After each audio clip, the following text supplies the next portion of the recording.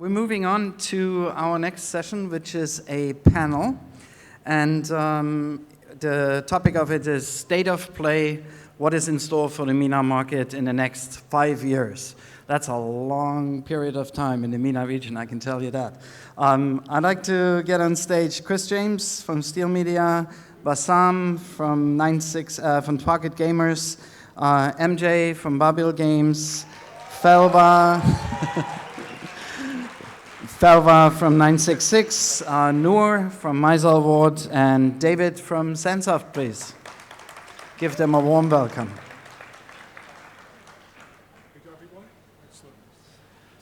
Take it away. I think I might have to stand. How are we doing? I think it's only 5 seats. That's fine. You can. Is there a seat for me? There's not, is there? You know, you get given a message. Stand. Sorry, you sit down. I'll stand over. I'm sorry. I'm a little bit away from you, but it's fine. So, hi there. Thanks for coming back this afternoon. If you saw the opening, you'll know I'm Chris James. I'm CEO of Steel Media, part of the company being responsible for putting this all together. Basically, and as you'll probably know if you saw the intro, I've been coming to the region for quite a while now, and I've always been, as I said at the start, impressed by the spirit and the enthusiasm and the latent talent. But it's fair to say what's come out of that in the last 5 years has been incredible. It's been, it's really over-delivered what I expected. Some incredible companies come out, some real success stories. It's fantastic.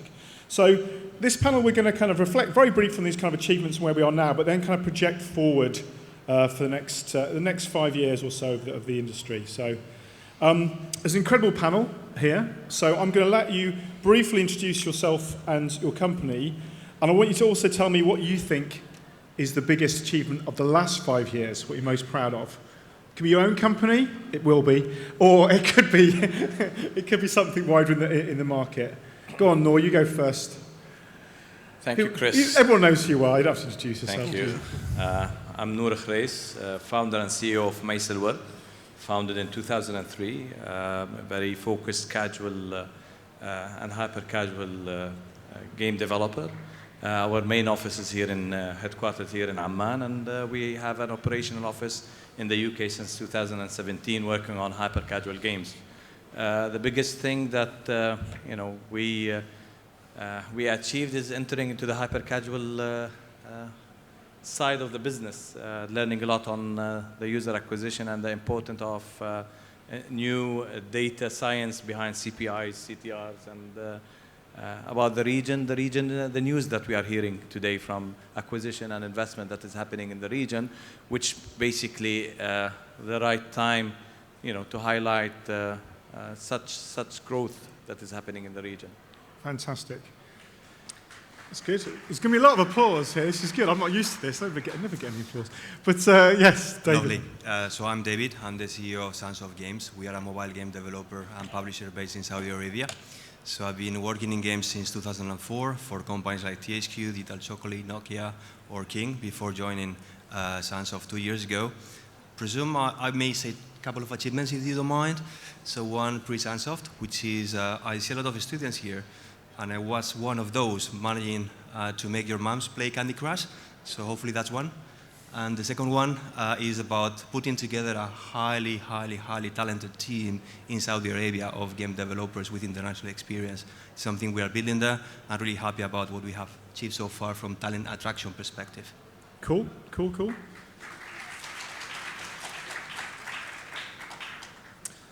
So hi everyone, this is MJ Fahmi, CEO of Babil Games. Chris, I would say that in the last 5 years, my biggest achievement, I would say that, we went all this, COVID years. I think that, it was very hard times with everybody, having to work from home, stuff like that. But I would say my biggest achievement is my team and Babil Games team. I mean, they really did an amazing job, working day and night, trying to overcome this, closing and sickness and everything. And we grew up the team, we grew up the revenues. And to be honest, I'm very proud of them. That's awesome. Thank you. I think some of them might be in. I don't know. So. Cool. Hi, everybody. My name is Alswailem. I'm a business development manager at 966. Basically, I got into the game industry in 2012. I co-founded GCon, the first video game convention for women. And to be honest, that's my biggest achievement, is actually proving that there's women presence and very, very strong women presence in video games. And I'm glad it's still going strong, even though I stepped down in 2017. But basically, I'm working now with 966, establishing the third-party publisher in Saudi Arabia. So it's really great. Awesome, fantastic. And last but no means least, I hope there's still applause at the end, because Yeah, I'm sure I'll get the applause from them. I'm Bassam AlRomaithy. I'm from PSUT. Any PSUT graduates here or students? Yeah, I got that. Basically, I got in the game industry in 2011. I will celebrate something different from you guys, because all of us, we have these great success stories. I would like to celebrate my previous company, Play Arabi, which is not here anymore, but they did a great job. And I want you guys to take the risks and take the courage and do your business. We've learned a lot from that business, and now, as individuals, we're stronger than we were before. And it's okay for a company to go bankrupt and do another thing. Fantastic. No, that is really good. That kind of segues into a conversation earlier about business in a recession, and you've got to be brave, right? You've got to be, we learn something for everything we do. I've got a really random request before I continue. My phone just died. It's got all my questions on. Can someone be a real dear and bring me, my laptop bag is there in that brown bag. If someone could bring it to the stage, that'd be great, so I can get my laptop out of it. That's fine. I can start for a minute, but yeah, perfect. Fantastic. That's not, over here. I need it. Okay, anyway, what I want to do very quickly is kind of establish a few things about the region for people that maybe aren't in the region. Thank you. So, I won't go through some super detail, but we obviously here, we're kind of mobile first, we're interested in other genres. But is it fair to say that the region, and lots of countries in here I realise, but is mobile dominated? And if so, what are the other kind of parts and genres and other platforms that are sort of successful? And are there any other kind of key facets we should think about when we think about the MENA region, what they're really strong at? So quite a broad question, but so platforms and other key distinguishing features about the MENA market. Anyone go with this in the middle? I think it makes sense to be mobile first here in the region. Any emerging markets, basically, where, if you look around the world, Africa, similar to the Middle East, developing countries, always mobile is the first choice for everything, not only for gaming, for payment. And yes, and luckily, I think here in the region, luckily as a mobile game developer, luckily the telco operators invested a lot in the region, in their infrastructure, in reaching people and, building their networks. Other platforms in terms of revenues, I think they exist, but not as much as big as the mobile today. Sure. And I think the upcoming years, definitely, even if we talk about esport, we talk about all the platforms that is, yes, I think mobile will be still leader. So, has anyone got a different opinion to that? Because I think that's fine. I like mobile being dominant, but yeah. No, I would say that I think there's a lot of PC gamers and console gamers, but to be honest, if you want to go to PC gaming, that you need a very big investment these days, right? Yeah.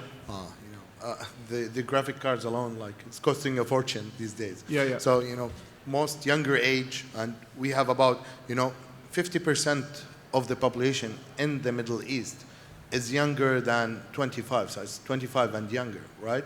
So this young population cannot do a lot of investments in PC rigs, console, and premium games because it's costing a lot. Yeah. So that's why we have a higher percent of mobile penetration than other devices, I would say. So we're all kind of is anybody disagreeing that it's mobile first? Maybe complementing that, I think we tend to generalize about MENA as a region, and yes, there are different sub-regions. A lot of different I think countries, if we think about North Africa, maybe that's the case, that the access platform might be mobile, based on this case being a cheaper platform for users in this case to access gaming. If you think about Levant, it might be the same. But if you think about GCC, maybe it's slightly different. And here you see more PC, you see more console, and that's basically for the reason of the actual spending power that Yeah. these countries have. Not because players in Egypt or players in Morocco don't want to play PC. They actually want to play PC as well, Yeah. but they don't have the means to play on PC. Okay, no, I guess I'm just trying to establish. So there is a PC and a console business here, but I presume it's not that different to the rest of the world, where mobile's still the biggest revenue. Exactly. driver. So Yeah. One point to add to that is that in the region we don't really get much support from the console and the PC market, like Steam, PlayStation, Microsoft. PlayStation, Microsoft, you listening? Yeah, you guys, you need Get to out help here, us sort more. it out. Nintendo, they won't let it go well, so that's fine. No, But we love Switch. It's okay. that's fine. What about game genres that are successful now? Are there particular? Again, I realise it's a broad region, but are there particular genres that are dominating here that are any different to anywhere else that you're finding? For instance, I see that kind of Jericho's have a lot of kind of card games and maybe some sort of local card games I'm not necessarily aware of that are very popular. Is that typical? And are there any particular genres that are unique or dominant in the Middle East that maybe aren't working as well elsewhere? I would say that local game cards, of course, is very popular, and this is what people normally play at the cafes or at their homes because it's very accessible. Part of the culture, yeah. Exactly, and part of the lifestyle. But from my perspective and my opinion, I would say that we have a huge percent of female gamers in the Middle East that are playing serious games like PUBG or Call of Duty or strategy games. Yeah. And people are not looking at that section actually, and that there's lots and lots of gamers, males and females, and playing different genres on all sides. So I wouldn't say that it's different, but I would say that what males are playing and what females are playing is totally different. For us, what's very important in the Middle East is socializing and communication. Right. So when you have those features inside the game, then it's most probably, I'm not saying it should, but it's most probably that it will be more popular because they like more interactions with other single-player games that could be very successful, for example, in Japan or Asia. Yeah. So that's, if you get what I mean. There's not a lot of JRPG. Yeah, exactly. That's Or fine. But maybe- But I do want to add also to the point, I'm sorry, David, but first of all, when the genre started, it was mainly predominantly shooters, strategy, and it was like specific genres. But with time, with localization, actually opened the door for more and more genres to be recognized. I would like to note that, for example, The Witcher 3 did open the door for more players from MENA to recognize Western RPGs as an actual genre they could enjoy because of localization.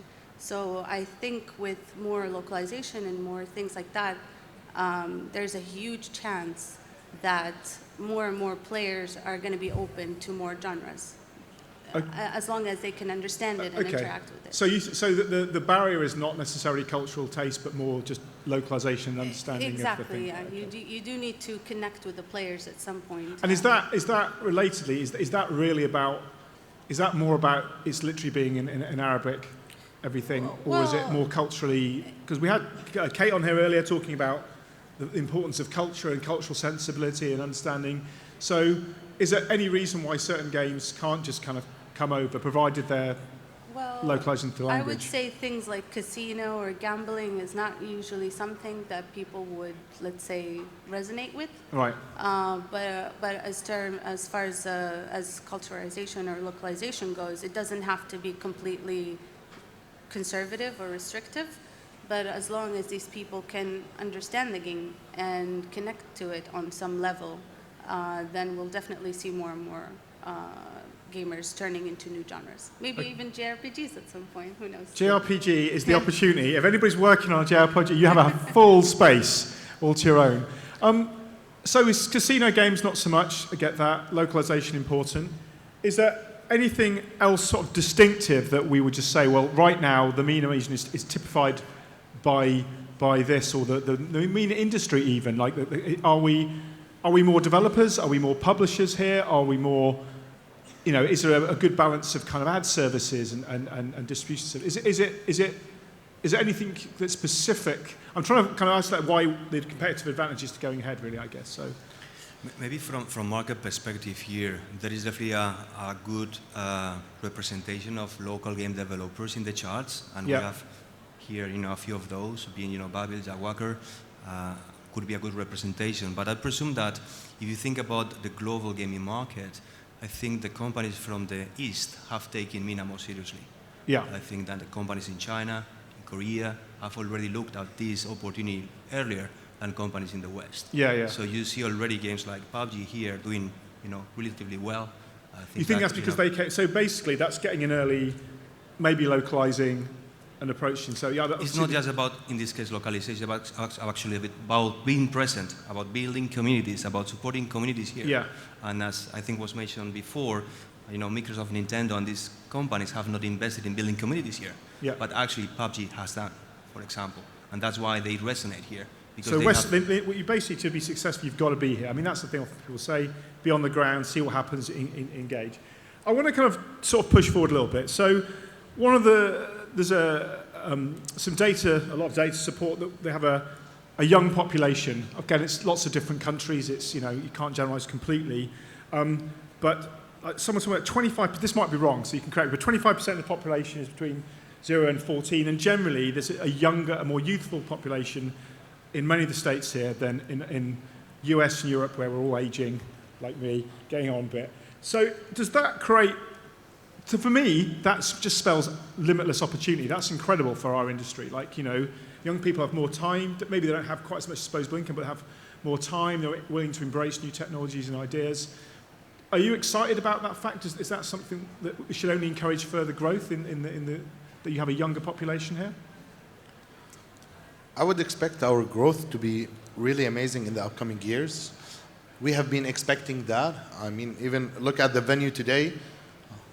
I remember, when we started all of this, and Pocket Gamer was in Jordan for the first and second time. It was, much, much smaller, but, we can look at the scale growing and growing each day. And in the upcoming 5 and 10 years, the Middle East is going to be one of the amazing hubs for gamers and game development. And we have been, talking about that. What really need is that the younger audience to start creating games based on our cultures and our stories and our history. Yeah. So you were talking about what we're missing and about also the population, and that's 2 points. I think they are related to each other. Is that we want to see the new developers and designers start creating history games, about Arabs and the Middle East, and we have very rich history, and we have also very good history in our literature, like our stories and like you say Aladdin and other stories, like where it's all where originated in the Middle East. And I really think that the support we are doing right now, it will show, within 5 to 10 years maximum. Yeah. So young audience, engaged, a lot of rich history, which you don't feel we've tapped enough yet. There's a lot of, there's lots of thousands potential. Of years of Exactly. history, right? Yeah. There's a lot. It goes back a long way, right? So that's fine. And if I can add to that point. Yeah, absolutely. The great thing is with the communications we got today, the cultural differences between East and West are diminishing. So these stories, they are global stories now. They're not just for us, but we can tell them better than others, and everyone in the world enjoy them. So whenever you're making a game, don't just think about it for this region, because you can easily reach someone in North America or Japan or wherever you want. Yeah. And it's really great resource to showcase. Yeah, so again, it's that strength of that. And Khrais, I would like to add, we have to remember that the political status of certain Arab countries delayed a bit of the game development and the growth. And there is great opportunity that will come soon from those countries. Taking as an example Iraq, for example, and everyone is looking away from Iraq because today they cannot spend as much money that we want as game developer, but this is a mass market. Yeah. This is the future. Not because it's just about population, because the population in Iraq are used for entertainment and creating entertainment. Tomorrow, things will change. And we can see it today by credit cards enabling users in Iraq. We can see it in the revenue. Then you look into Egypt, for example. Egypt is a huge population. Yeah. Mobile advertising is not there yet. Right. Tomorrow, when traditional advertisers in Egypt were used to push their advertisement on TV, will realize that the mobile games is their only way. Yeah. We will see 10 times what we are seeing today in terms of revenues. I mean, there is a move to digital advertising slowly, steadily. I mean, TV's only on the way down, but it's still so vast. Put all together with the young generation that Yeah. we will see from now until the coming 10 years, this is where... Yeah, because they're not going to consume terrestrial TV advertising anyway. Exactly. So, segueing on that same point, I mean, what do you think are the biggest opportunities then? We talked about advertising opportunities, of digital advertising coming in there, talked about a young audience and the great stories. Are there any other huge opportunities, that either business models to be tapped or new technologies that are kind of, for instance, and there's not anybody here representing this, I guess, but as I understand it, like Dubai is very big on blockchain, right? They're trying to position themselves as a blockchain center. Do we see these new technologies as a big opportunity kind of for the region, or? Let me start with something slightly different and connecting with something that the team mentioned already here. I have been privileged because I'm white European man, and I've been represented in Likewise. games. I've been represented in games every time I've been playing a game, right? I think when we're talking about how we can make games relevant for the region, definitely you need to talk to these people in their language. So definitely Arabic is a must. Yeah. And Arabic is not just with single version. To understand that there are different dialects that you need to tune in your games. Another important thing, as I mentioned before, is that for this younger population, for these kids, they deserve to be the heroes. Yeah. They need to feel represented in games. Yeah. And as such, we need to make games with more diverse cast of heroes for them to feel represented. So I get that. Again, And the third one, sorry to go continue on. with This the is all argument, good. was about the stories, right, Yeah. that we were mentioned before. With these three things, we'll be connecting with the communities here, and that will be an opportunity per se for the region. So, is there a fourth? No, I was going to add to that Yeah. definitely technology and some of the changes in the industry might inform some of the opportunities, but these three are existing today and we can exploit together. So I guess talking to potential young developers out there who are working about how they're going to kind of go forward. Somebody asked me earlier, actually, when will there be an Activision Blizzard in the Middle East, and how can we do that? And I was kind of trying to answer it, and I was thinking about it. But I don't think that's the right question, really. You don't need an Activision Blizzard. That was a specific company growing from specific circumstances at a specific time. Activision Blizzard now, 52% of their revenues this quarter came from mobile. They're trying to change the company they are. So trying to be that. And what you're saying here, and I think this is a really interesting inspiration about opportunities, interesting point, is the opportunity is to tap into the rich culture here, to tap into this market, to focus on games for this market, for the local audience, and be properly localized. This is what we are saying, right? There's no need for Activision Blizzard. We can create our Activision Blizzard. What people here are overseeing or not seeing is that gaming industry and the new addition of Web3 and cryptos and NFTs, all that combined is going to make lots of jobs available, lots of creativity. People don't need to go traditionally that, I want to grow up to be a doctor or to be a lawyer to make money. There's more money in gaming than anything else right now. And is that now more socially acceptable? Because I think there was certainly a perception when I first started coming here that that's great, go and make your app and that's fun, you have some fun, but then go to university, be a doctor. That was kind of the perception. And is that changing now? Is people seeing the amounts of money, parents, I guess younger parents getting older and older parents seeing Exactly. And it is changing, but not in the right pace that it should. It should be changing much, much faster because gaming industry is going to make a lot of jobs available for all, the programmers, designers, story writers, and so many other, here and there. Yeah. Sorry. No, it's okay. So I was just looking at my questions. I didn't even stop. So I looked around. I thought you were going to say something. Yeah. Well, that segues into another point I kind of wanted to skipping ahead a few questions. In terms of the business ecosystem, that's what we're here. We're here at a business conference. This isn't really a consumer conference. It's to talk about the business. So there's obviously been some great success stories already. There's more people engaged. The university's engaged. You're doing lots of great work. How do we see that? How do we see the ecosystem sort of developing in the next few years in Jordan and beyond? Are we going to have more successful publishers, developers on the scale of the ones that are very generously sponsoring this event, the Tamatems, the Jewels, the Babils? Do we see that? Do you see, like, if we came here in 2 or 3 years' time, there's like 6 more companies that scale? And if so, or do you see more company or do you see more overseas companies coming over here to set up and create competition? How would you see, like, put forward a couple of years now, what do you see the business ecosystem? Start with Jordan, but we can go beyond. What do you think it'll be like? Will you be competing with like 10 other companies doing similar things to you, or are they going to be local, or are they going to be overseas? I think definitely from what we are seeing today, and the region is connected. Sure, we have different dialect of Arabic and different languages that is spoken, but what is happening in, for example, in Saudi Arabia today, 100% will impact Jordan and Egypt and beyond. Yeah. Because we are connected. Yeah. We are connected, and if we go to the Silk Road and the old story Silk Road that we had in the region from China to here, we will understand why we are connected to Asia and Asian game developers. Here in Jordan, we've been working a lot.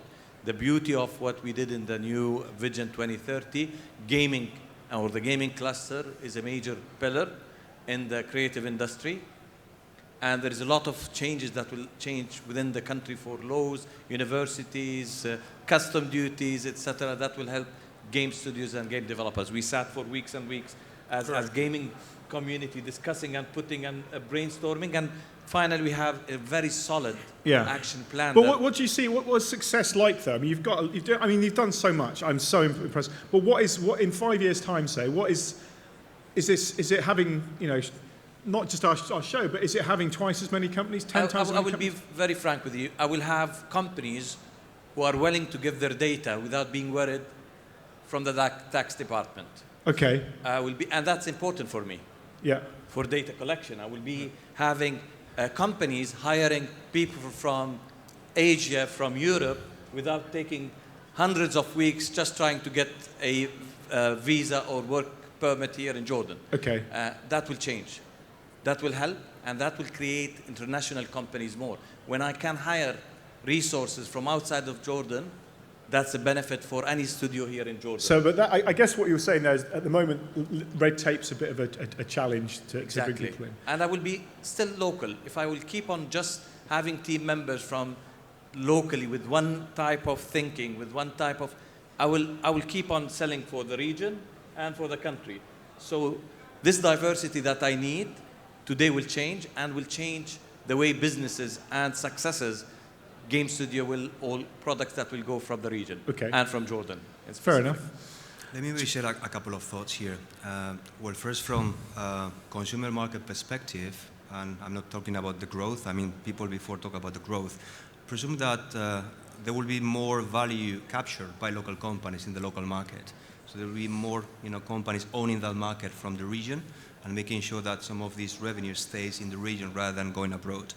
Maybe thinking on the future of the region from game development perspective, we need to acknowledge that we are really privileged, because we have in some of our countries actual government plans to support the gaming industry. Yeah. That will mean that there will be certain support that governments will put in together for all companies across the value chain, from small startups to kind of mid-sized companies to even large companies. So as such, I expect that the local gaming industry will grow a lot. And then, after these companies have grown, international companies will come here, because they understand not just the market opportunity, but also the talent opportunity that we'll have by creating these new companies establishing here. Okay. I think that's fair enough. Anybody else got anything to add to that about how they see what the industry is going to look like in 5 years' time? Whether it's going to be just be bigger? What? Sorry. Can I add just one point? Yeah, of course. We have Abdurrahman from Spoils here, from Saudi Arabia. He's a game designer. I mean, Abdurrahman, did you ever think you'll be a game designer in Saudi Arabia 5 years ago? And it's a new job opportunity created for him, for this industry. And there will be thousands of Abdurrahman the next 5 years here. And I think that's what will be success for us as an industry in the region, creating jobs. And as Nour said, not just for the locals, for everyone to come to our region and be working here. I mean, that for me would be the main KPI of success for us. Is growing the base. But I guess from a scale perspective, just to force the question a bit, twice as big in 5 years, the industry side? What are we thinking? I would say 10 times as big. Well, that's what we wanted to see. That's what I'm going for. 10 times as big, 5 years. Fantastic. Boom. That's what we like to see.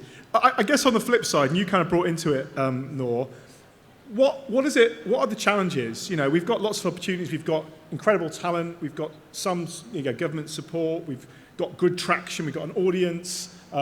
We've got a wealth of history to draw on. What is a challenge? What's something that could stop us being 10 times as big as a region in? I think the most important thing, at least speaking for Saudi Arabia, is education. Yeah. I think it's very, very important that aspiring video game developer not only understand the technical side of developing a game, but also the business side of it.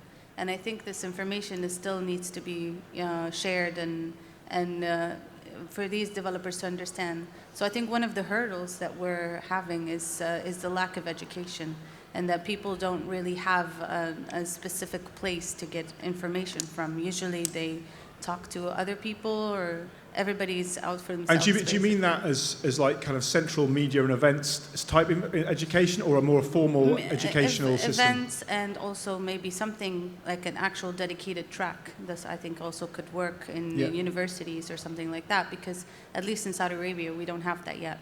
So I think it's very, very important to tackle this problem and try to share information as much as possible. So education, both within and without, Yeah. is important, Yeah. and that's something that needs to improve. I mean, you're trying to build an industry from not nothing, but from a much lower base, really.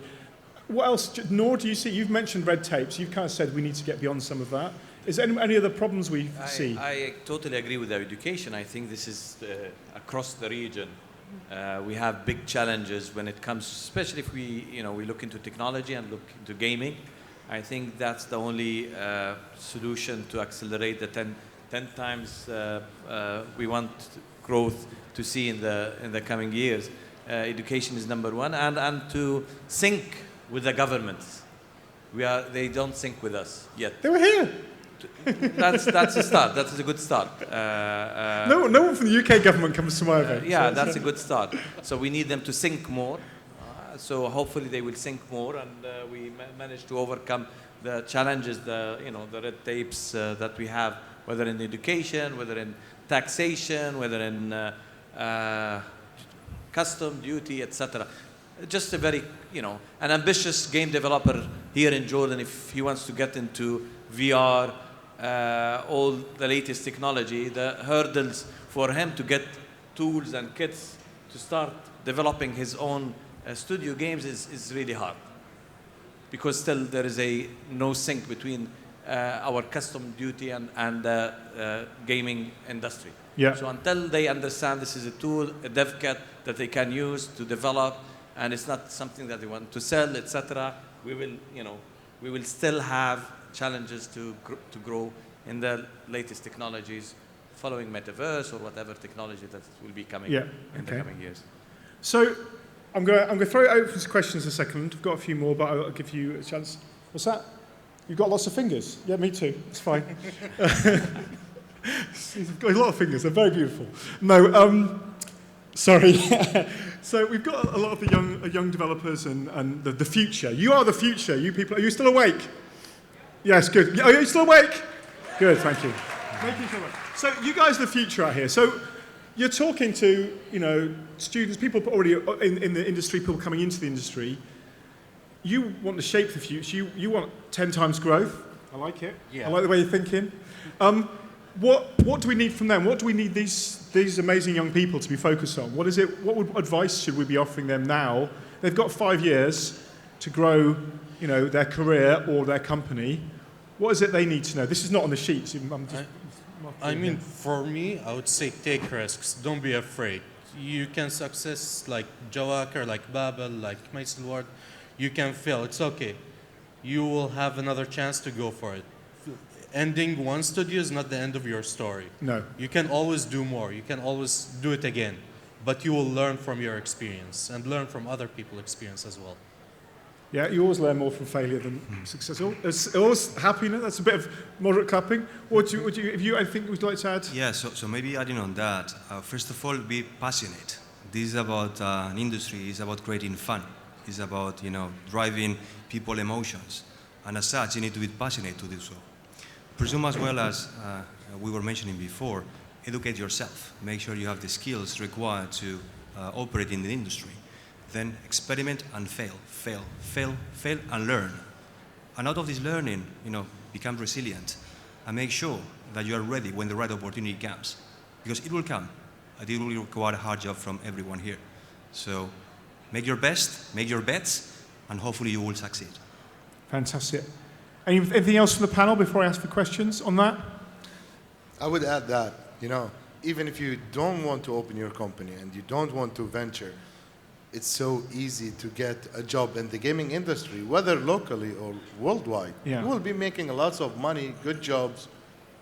And there's a jobs board outside, so check that out if you're looking for a good. But yeah, so there is. Definitely go with, and it's not only limited to developers, designers, content creators. There's so many things, you can go for gaming. Yeah. Absolutely true. Right, I'm going to throw this open for questions. Apparently I've got 7 figures now. 8, all right. Okay, have we got any questions from the audience? This is an incredible panel, a chance to ask difficult questions to senior people. There's one here, there's a chap there's 2 over here. We'll come to you first, sir. Hello. Yeah, thanks for the nice information.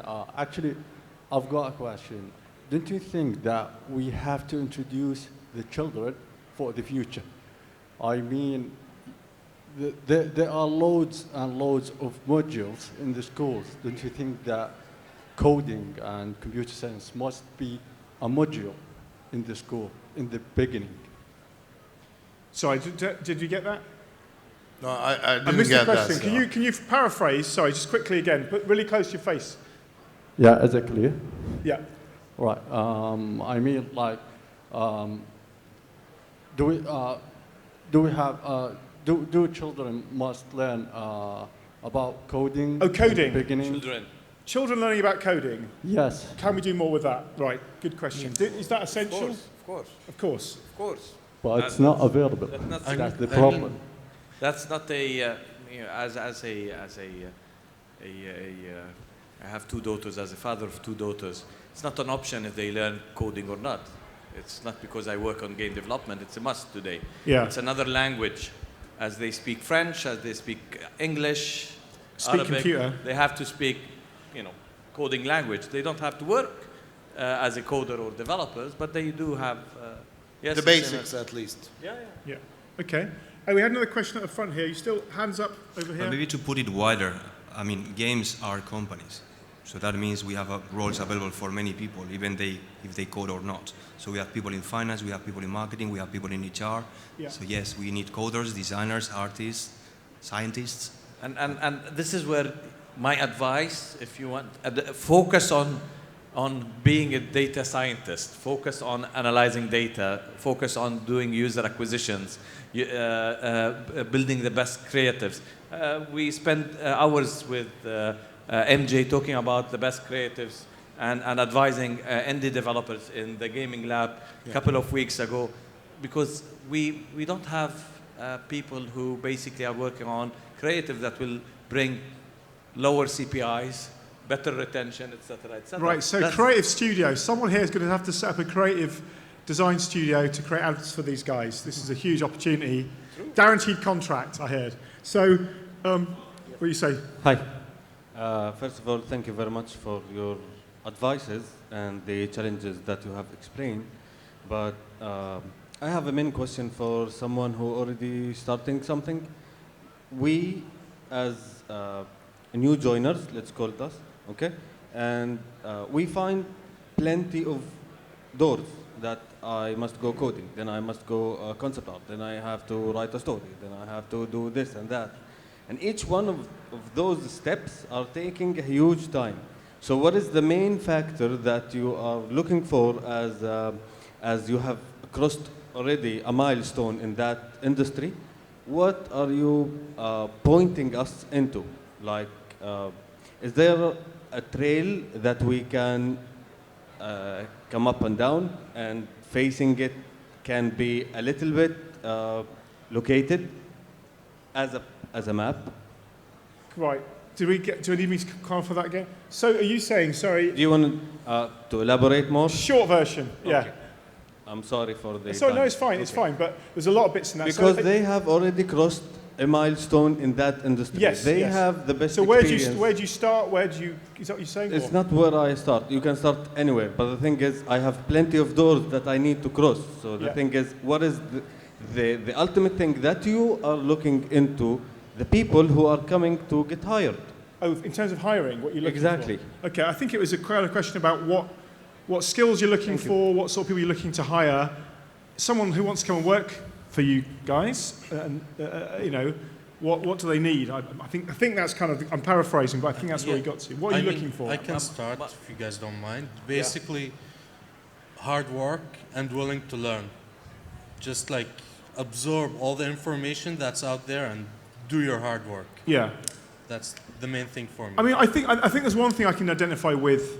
I don't know your circumstances, sir, but I know that a lot of the time there's a gap between people coming out of university and then being job ready. Like people say they want loads of students, but then they want people that can have 2 years of UA experience or coding experience. So I think there's always a challenge. I don't know if it's the same here. It certainly is in the UK. There's a way to fast track that. How can people make themselves more attractive to you, I guess, as employees? Well, for me, we did hire a lot of people, and whenever they come to us with their CVs, the fancy-looking CVs and everything, and we do the interview, and we ask them for a simple task, they just don't put the effort into it. Yeah. You should be willing to put the effort to get into this industry.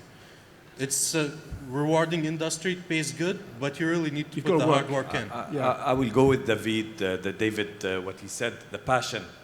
The passion, and not only the passion for games, the passion for, building something, creating something, and showcasing your career path is the question always. It's not me what I want, it's what you want from yourself. Exactly. And this, we can see it sometimes from, new grads, but we are becoming more CV-oriented resume people. Want to show, do. Show your portfolio, show your work, show your code, show your passion, show you read, come to conferences. For me, when I hire, when I see someone putting in his CV, I have done that, but when I attended 1 Pocket Gamer, 2 Pocket Gamer, for me, this is more important than all... For me also, so that's good. as an example. And by the way, this passion, you cannot enforce it, right? No. You can hard work all the time and, tell people to stay and work hard, but if it doesn't come from inside, it doesn't work. So I think the answer, hopefully, and I know it's helpful, is to have a vision for yourself, of where you want to be, and communicate that passion, and work really hard. I mean, once you've got a job, you can slack off for ages. That's right, yeah. But just at the start, you've got to really go hard at it. Just one thing I'd like to add is that you don't really have to be a gamer to be working in the industry. One of the best product managers I've worked in the industry, they don't play games at all, but they're good at what they do. They're good at analyzing data, reading the market, and seeing what's in trend. And it's a very creative industry. I mean, it is an art form. It's a very hard industry in terms of creating something amazing game that makes money and is compelling, but it is very rewarding. I mean, lots of more smaller studios doing games that are big hits, actually. Okay. 'Cause it's easier to reach people nowadays than it was before. So And it more will be small, much you'll see easier. more small studios with big hits. Yeah. That's good. Felwa, what do you think? For me, I think more success stories, because at the end of the day, if you want to talk to people, you need to demonstrate that this is actually working. So more and more success stories will actually help And develop. will they come across from all across the region? Yeah, I mean, in the entirety of the MENA region, obviously, because there's a lot of people still believe that video games is just like esports, for example. Yeah. They think the only money you can get out of it is esports. Unfortunately, people believe that. Yeah. But with more success stories, with more small studios going out there, doing what they can, then more and more people will be incentivized to actually participate and practice and learn more. Okay, so yeah. we're going to be 10 times as big. There's going to be more small studios. Hey, what are you adding? What are you going to add to that, Jay? More MENA games succeeding international. So you see it, we're going to have 5 years, big games here, but have gone out everywhere. So people... Definitely. Okay, that's good. No, I like that. I like that. That's good. David, you get the last one, Nour. Yeah, Think I about presume it. thinking on the audience here. I haven't had the chance to have a degree in games when I got in university, but many of the people, coming in the future in this part of the world, they will have university degrees to do games. I think that will be something you will start seeing here. Education in games will be mainstream. Fantastic. So games education is going to be mainstream. So if you're doing that already, you're ahead of the curve. 10 times as big, loads more small studios, lots of successes. Local games going major international. Nour, what else? Esports. I didn't mention esports. It was on my questions, but I missed it over it. So esports will be big? Yes. I don't understand esports, that's why it's over my head. Yeah, I think esports will come more and more to the mobile. Yeah. And we will see, we like, in this region especially, we like competition. This is why we play a lot of card games, board games. We like it. It's in our blood.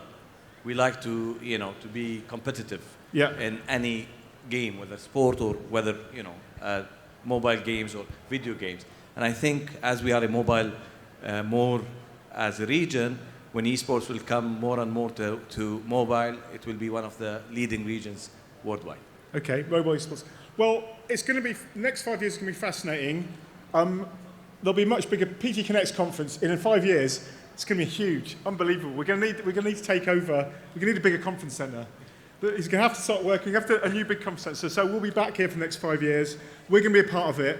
We really look forward to you guys delivering on this. It's a commitment for you. It's like a mission, but it's also a huge opportunity. And I really look forward to seeing more of you up here in 5 years' time talking about what you've done and the incredible business you've made and how successful you've been. And I believe in all of you, so don't let me down. Okay, and on that note, can we a big round of applause for my panel, please? Thank you. All right. Whistle, that's good. Yeah, fantastic. Thank you very much. This is one of my lifelong achievements come true. I can shoo the get head off of the Pocket stage. Gamer I off know, the it's stage. There we go. unbelievable. Thank you so much, everybody. That was really interesting.